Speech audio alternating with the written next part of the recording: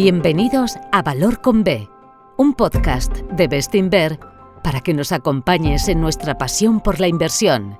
Bestinver es la gestora independiente de fondos de inversión y pensiones con más de 35 años de experiencia, perteneciente al Grupo Acciona. Hola Marc, ¿qué tal? ¿Cómo estás? Muy bien, Vicente. Hola y feliz año, como siempre. Igualmente, muchas gracias. Marc Jacopazzi, director de inversiones de Bestinver. Vamos a repasar, como solemos hacer aquí a principio de año, la evolución de las carteras, el comportamiento, también vuestra visión ahora mismo del mercado de las carteras. Vamos, si te parece, por ese balance, ¿no?, de este año que acabamos de dejar atrás. No sé, ¿qué título le pondrías a la película de 2025? Interesante. Pensando en un título, si quieres, relacionado al 25 y también los últimos años, amor diría algo tipo el equilibrio y la paciencia paga. Con el equilibrio me refiero más a los fondos grandes, a Bestinfund y Bestinver Internacional, donde, como siempre dice Tomás, nuestro director de inversiones internacional, construimos carteras equilibradas con empresas líderes en muchos distintos sectores de la economía. Hemos visto que por tercer año consecutivo los fondos han conseguido rentabilidades de doble dígito, llevan rentabilidades anualizadas de casi el 17% durante los últimos 3 años, y eso a pesar de unos mercados volátiles, con grandes correcciones, con mucho cambio de narrativa. Y para ser un poco más concreto, por ejemplo, en el 2024, que fue un año, yo creo que hablamos el año pasado del excepcionalismo americano, Bestinver Internacional, por ejemplo, consiguió una rentabilidad del 14%, cuando muchos otros fondos con un sesgo más europeo estuvieron cercano a cero o en negativo en algunos casos. El año pasado, que fue al contrario, más un año de excepcionalismo europeo, con muchos fondos globales afectados por la depreciación del dólar, consiguió una rentabilidad del 11%, cuando esos otros fondos globales estaban más entre 0 y 3, 4, 5%. Y luego, en cuanto a la paciencia, yo creo que un ejemplo muy claro es nuestra estrategia ibérica Bestinver Bolsa, que ha tenido un año espectacular, con una rentabilidad del 58%, ha más que doblado en los últimos 3 años, consiguiendo una rentabilidad anualizada en esos 3 años del un poco más del 29%. Ahí se ve el valor de esperar, de no salir del mercado, de esperar que el valor aflore y que un precio de una acción se vaya acercando a su valor. España y Portugal, Iberia en general, ha estado con un descuento muy importante contra empresas parecidas en Europa de los últimos 10 años y de repente, en 2-3 años, afloraron muchísimo de este valor. Y esto es, ahí se ve la importancia del análisis, de conocer bien las empresas y esperar que este valor se va aflorando. Y como último, simplemente 2 líneas sobre nuestros fondos de renta fija, que todas las estrategias, todos los fondos han batido ampliamente a la inflación, que es un poco nuestro objetivo en la renta fija, y destacaría Bestinver Renta, con una rentabilidad de un poco más del 3%, llevando la rentabilidad anualizada a casi el 7% en los últimos 3 años. Uh-huh. Si te parece, vamos a hacer un repaso primero de algo que sucedió el año pasado, ¿no? Decíamos, el año pasado, en enero, decíamos, va a ser un año de mucha volatilidad. En realidad la hubo, pero casi concentrada en abril, aquellos días en torno al Liberation Day, con aquel movimiento a la baja tan pronunciado y una reacción también muy vertical después, ¿no? ¿Qué importancia tuvo un poco aquellos días desde el punto de vista de análisis anual del año? Bueno, primero, no hay que olvidar también las grandes caídas en el sector de la tecnología en febrero, cuando la empresa china DeepSeek presentó su modelo de IA. Uh-huh. Ni las caídas en Europa con los problemas políticos y presupuestarios en Francia. También fueron momentos un poco más difíciles, si quieres, pero sin duda lo más importante fue el mes de abril, cuando Trump presentó su plan de aranceles. Vimos unas caídas de cerca del 20% en tiempo récord. Yo creo que fue una de las caídas más rápidas de toda la historia, pero unas semanas más tarde ya se había recuperado casi todo. Y vimos clarísimamente en aquel momento como Trump, viendo cómo los mercados estaban desmoronando, tuvo que dar marcha atrás a sus aranceles más negativos, más agresivos, y sobre todo lo que tenía que ver con sus acuerdos comerciales con China. Pero al final, mirando desde hoy hacia atrás, ha conseguido imponer los aranceles a todo el mundo, unos aranceles que ya están generando muchos ingresos, que les está ayudando a bajar el déficit público. Ha logrado imponer a muchos países o obligarles a muchos países y sobre todo a muchas empresas a hacer grandes inversiones en Estados Unidos, y todo sin un impacto muy negativo en la economía. O sea, si volvemos a abril del año pasado, todos los economistas decían que iba a haber una recesión en Estados Unidos por los aranceles, que la inflación se iba a disparar y que los beneficios empresariales iban a caer. Y ahora podemos decir, queda pendiente ver los datos del último trimestre, pero más o menos sabemos que la economía americana ha crecido un poco más del 2%, que no solo no se ha disparado la inflación, sino ha sido por debajo de lo esperado en los últimos 4 o 5 meses del año, y los beneficios empresariales han crecido alrededor del 13-14%. Entonces, yo creo que donde más se ha visto el efecto, si quieres, de esta posición mucho más agresiva a nivel comercial de Estados Unidos, y también todo el factor geopolítico, es en el dólar, que se ha depreciado contra todas las monedas y contra el euro casi un 14%, y también en el precio del oro. Ahora sí que vamos un poco más porque me interesa también el impacto del dólar que ha tenido en carteras. Pero antes, claro, en ese episodio de abril el mercado empezó a recuperar y ha seguido con una recuperación que ha llegado hasta final de año, y un poco se lee en encuestas de sentimiento que se ve mucho optimismo, ¿no? ¿Qué os suscita este nivel de optimismo que reflejan precisamente estos indicadores? Pues yo llevo en este sector casi 40 años, cumplo 40 en el mes de septiembre de este año. Un verdadero dinosaurio del sector, y yo creo que una cosa que he aprendido durante todos esos años es que cuando todo el mundo piensa o pronostica algo, no quiere decir que vaya a pasar. Entonces, yo creo que a mí me hace... lo que quiero decir es que si tenemos en cuenta que en este momento, como bien dices, todos los estrategas creen que va a ser un año bueno para la renta variable, pronostican subidas de los mercados entre el 8 y el 15%. Hoy, por ejemplo, ha salido un sondeo mensual de Bank of America que pone que el sentimiento de los inversores está a nivel más alto desde julio del 2021. Entonces, sin duda, hay mucho optimismo. Y cuando todo el mundo piensa algo, hay que ser un poco vigilante, y probablemente con cualquier noticia un poco mala podemos ver alguna corrección en un momento dado el momento de optimismo que hay entre los inversores. Por luego, cuando analizo la situación macroeconómica en profundidad, sí que creo que el entorno es positivo para la renta variable. Es imposible saber si en el muy corto plazo, pero en el medio y largo plazo yo lo veo muy positivo. Tenemos una economía global creciendo alrededor del 3%. Estados Unidos debería crecer, según el consenso, un poco más del 2%, y yo creo que hay riesgo al alza. Yo creo que Estados Unidos va a batir las expectativas. Y Europa debería crecer entre el 1 y el 2, entre 1,5 y 2 más bien. Tenemos una inflación mucho más controlada que hemos visto en los últimos años. En mi opinión también es que Estados Unidos va a seguir sorprendiendo a la baja con la inflación durante este año 2026. Y tenemos unos tipos de interés muy estables, con posibilidades de bajadas en Estados Unidos, en países como Gran Bretaña, Brasil, México, etc. Y unos beneficios empresariales que van a crecer un 8% en Europa, y a lo mejor un 13-14% en Estados Unidos. Es decir, que es un entorno bueno, positivo para la renta variable. Luego, yo añadiría otras dos cosas que para mí son importantes. Primero, yo creo que hay menos euforia relacionada a la IA metido en las valoraciones y en los precios de las empresas de tecnología. Es que llevamos 6 meses de un debate continuo sobre si hay burbuja o no. Yo creo que hay mucho más escepticismo hoy entre los inversores que hace 6-7 meses. Y esto es bueno, yo creo. Es bueno para los mercados, que la gente sea un poco más escéptica ahí. Y por último, sigue habiendo mucha dispersión entre sectores y empresas, entre los ganadores y los perdedores.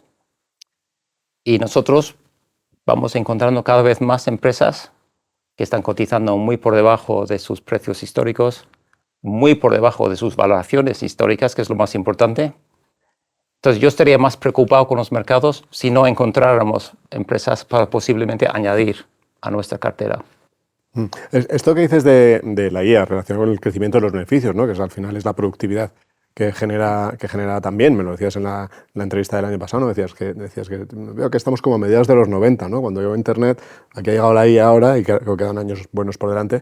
Pero claro, hemos visto a lo largo del año informes contradictorios. Hemos visto de casas importantes y de universidades importantes, unas diciendo, uy, tampoco es para tanto lo de la IA, y otros diciendo, esto está siendo una transformación tremenda, espectacular. ¿Qué veis vosotros? ¿Qué os dicen las empresas en las que invertís y las que seguís?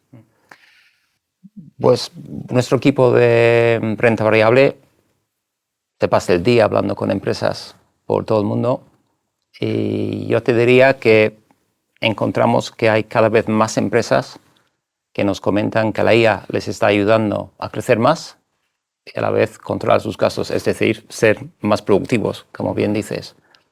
Y creemos que es una tendencia que va a ir a más durante los próximos años, porque no hay que olvidar que estamos muy al inicio de la revolución tecnológica. Yo creo que hay muchas empresas que todavía no saben si la IA les va a ayudar, porque ni han empezado de verdad a analizarlo y a homologar todos sus datos para poder sacarle provecho a eso.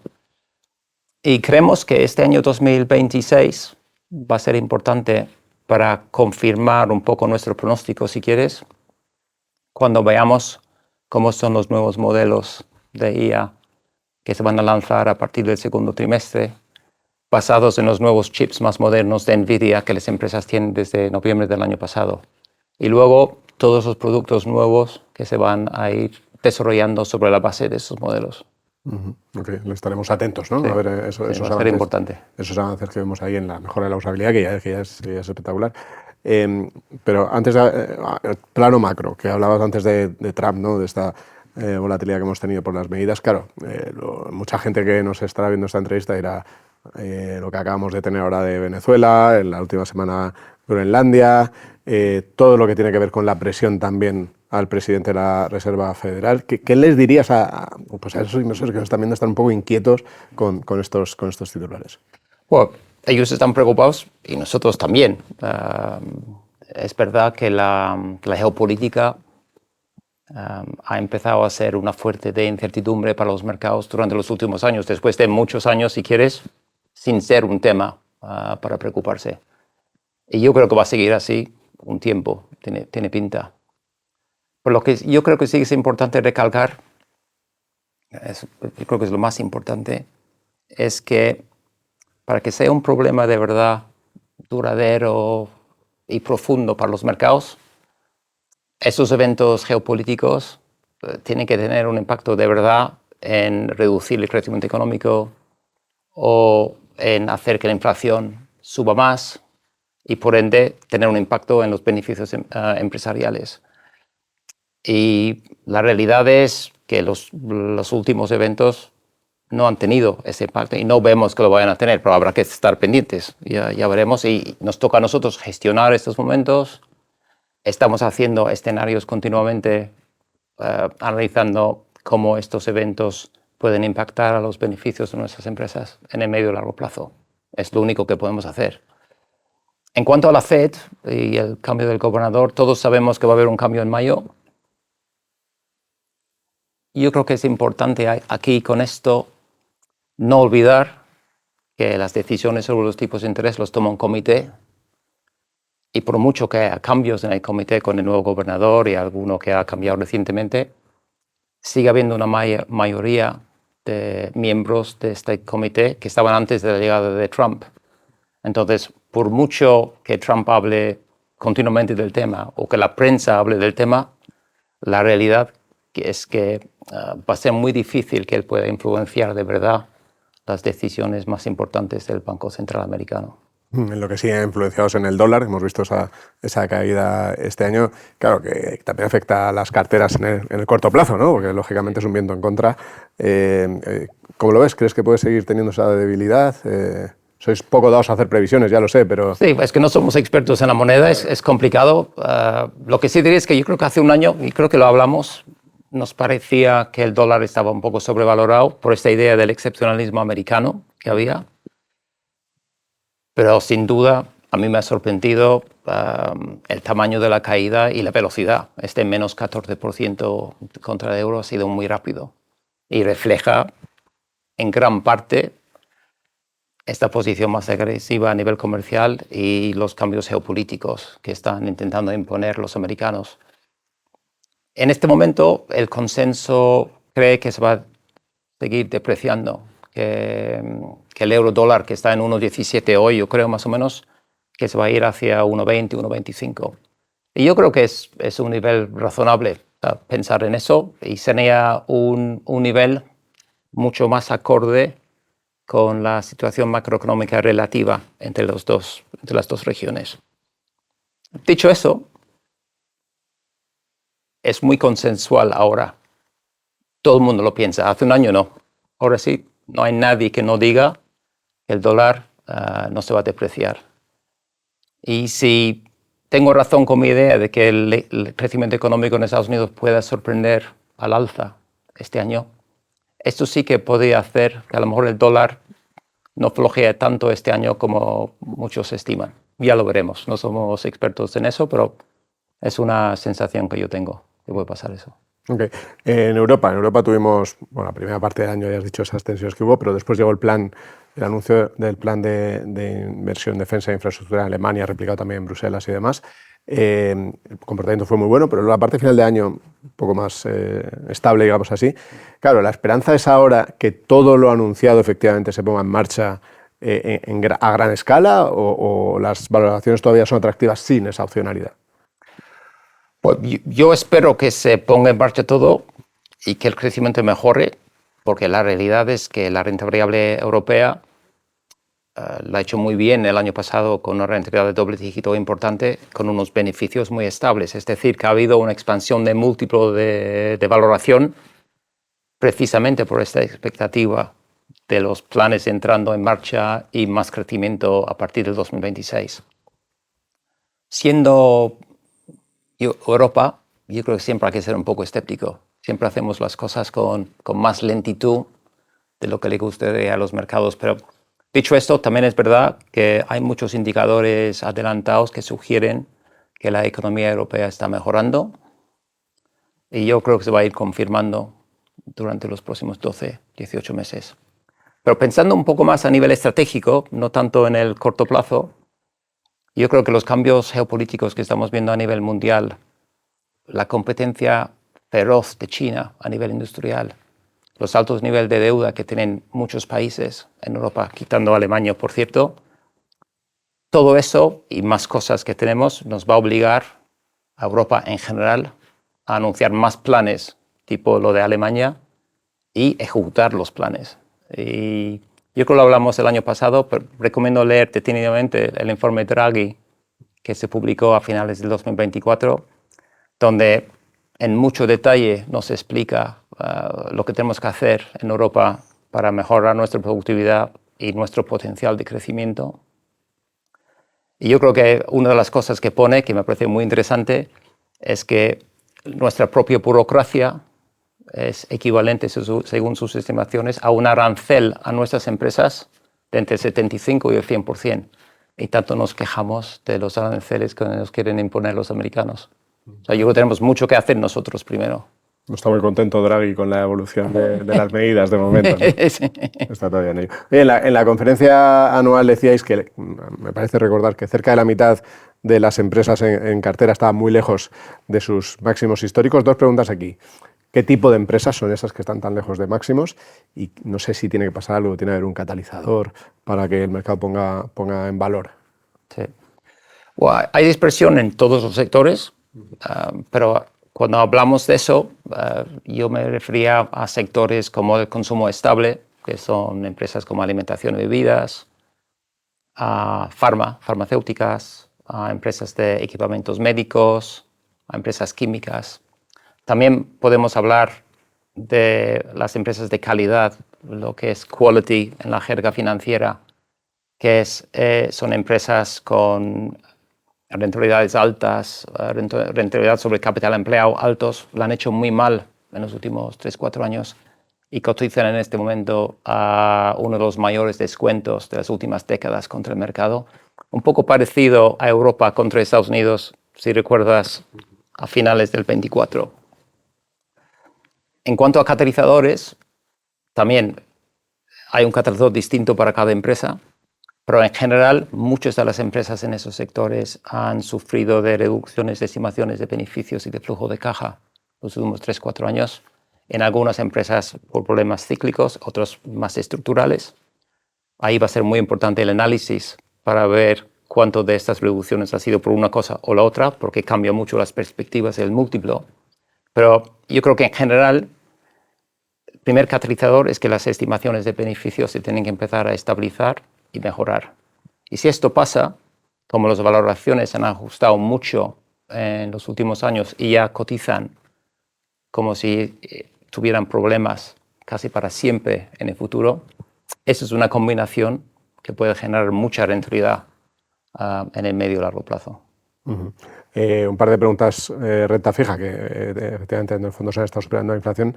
¿Qué esperáis un poco de bancos centrales? El mercado descuenta cierta estabilidad, no muchos movimientos de tipos en los principales, ¿no? En Europa y en Estados Unidos. Sí, yo creo que tiene sentido lo que piensa el mercado.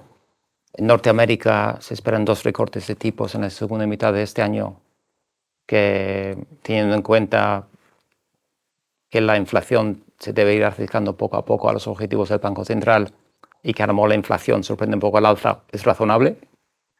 En Europa, 0 de movimiento, que también es razonable con una inflación controlada en el 2% y una economía creciendo al 1,5-2%.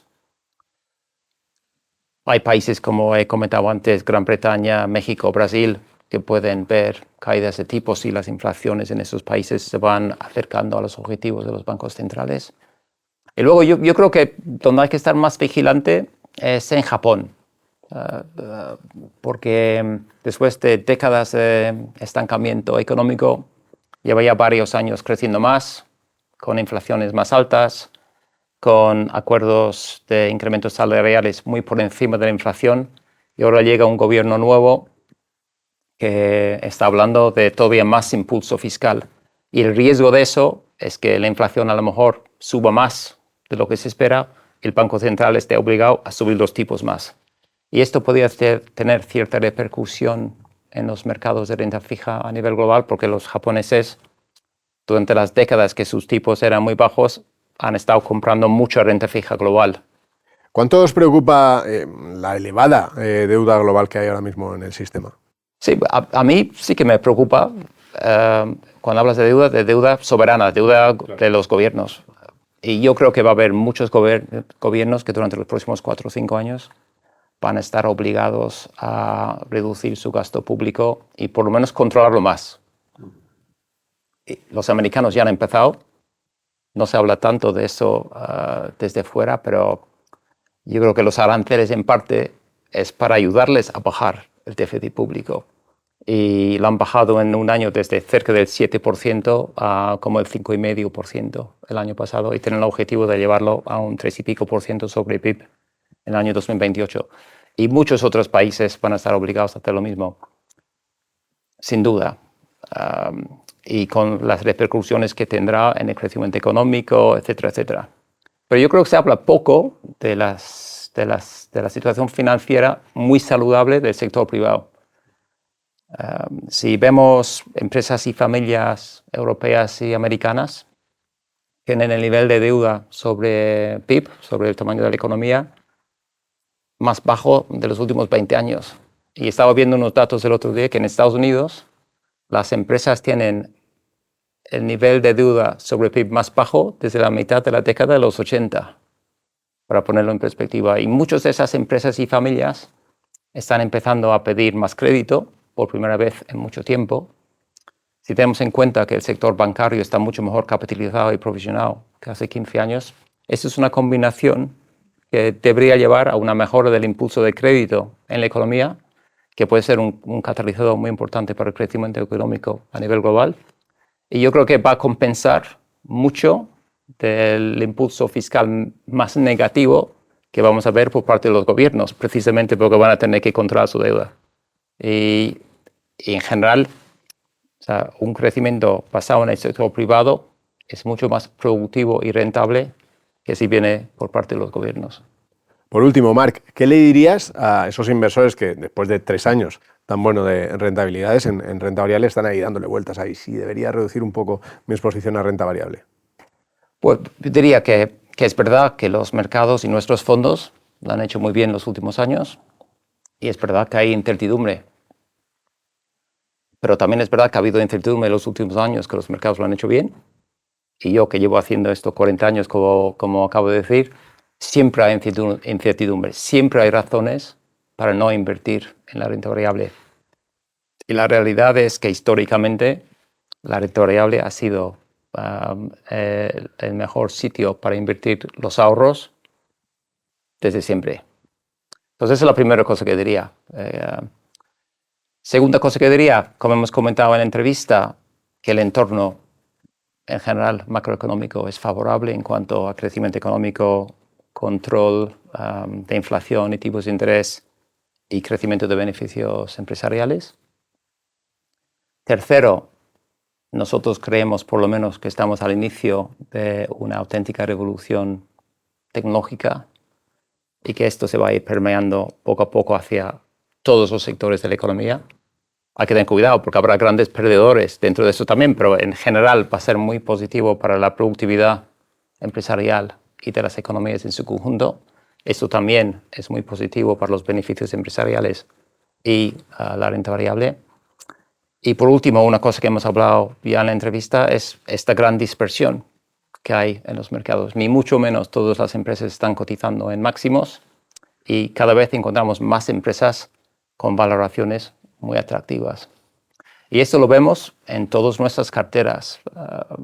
Si hablamos de los dos fondos grandes, Bestinfond y Bestinver Internacional, carteras equilibradas, como hemos comentado, llenos de empresas líderes, gestionadas por equipos directivos de primer nivel, con balances sólidos, generan muchísimo flujo de caja que están utilizando para crecer, ganar cuota y a la vez recomprar sus acciones que les parecen muy baratas. Esperamos crecimientos de beneficios para estas carteras del 15-20% al año durante los próximos años.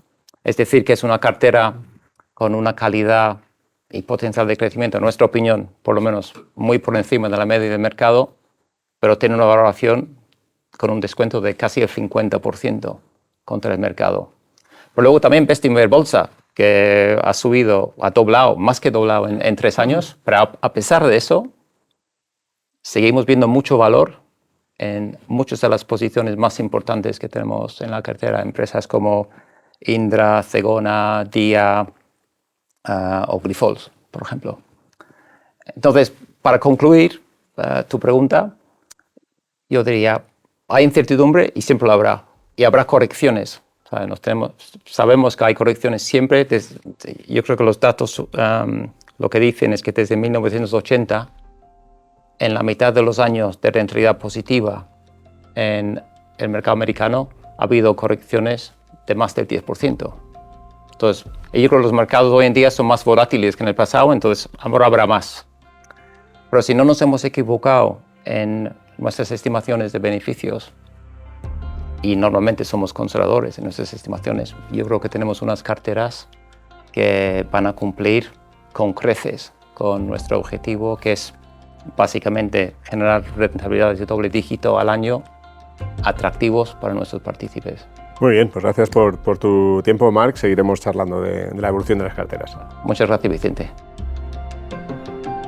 Gracias por escucharnos. Volveremos pronto con otro episodio de Valor con B, un podcast de Bestinver. Hasta pronto.